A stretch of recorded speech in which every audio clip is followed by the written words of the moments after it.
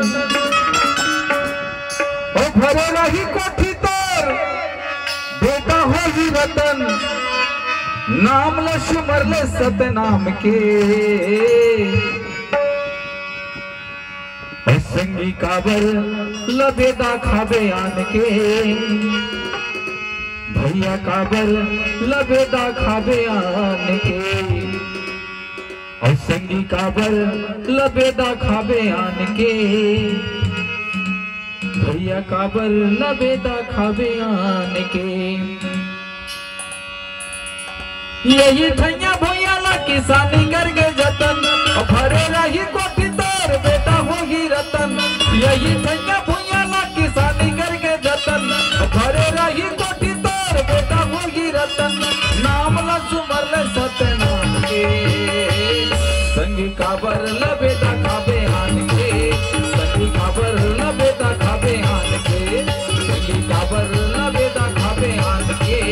भैया काबर लबेदा खाबे आन के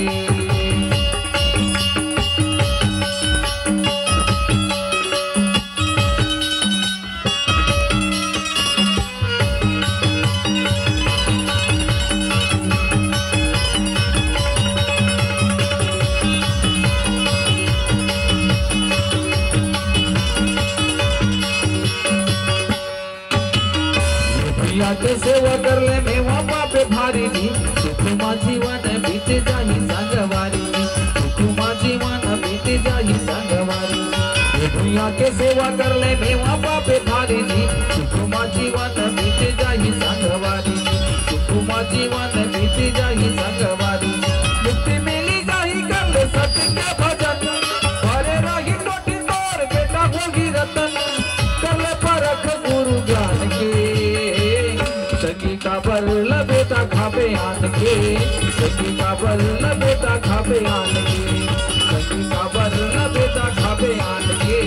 संगी काबर लबेदा खाबे आन के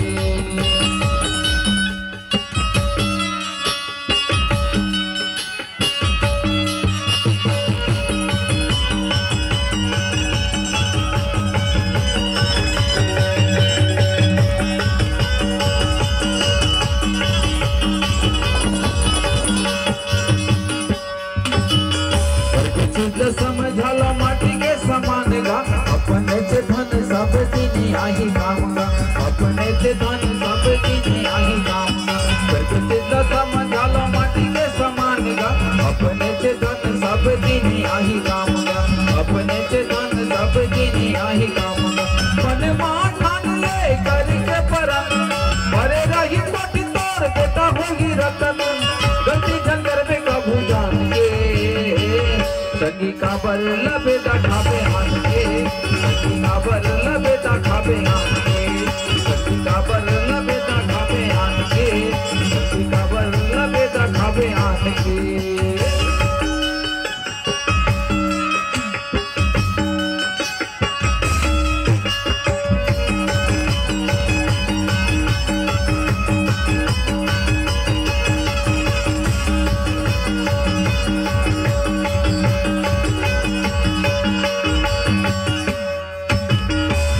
राशि भट्टा खा के मानुष लपाए जी काले देते आई संगी खाली हाँ जाबे जी काले देते आई संगी खाली हाँ जाबे जी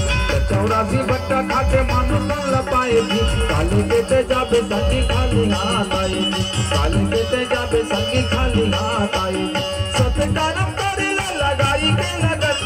भरे रही कोठी तोर बेटा होगी रतन सकल मान लेना छान के संगी काबर लबेदा खाबे आन के संगी काबर लबेदा खाबे आन के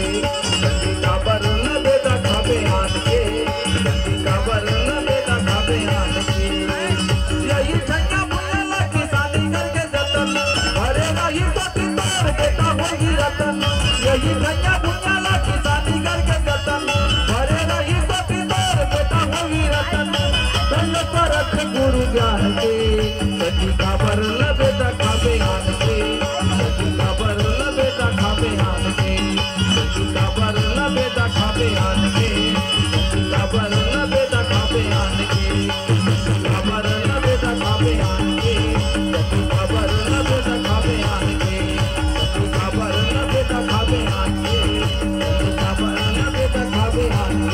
खबर बेटा खावे आंगे,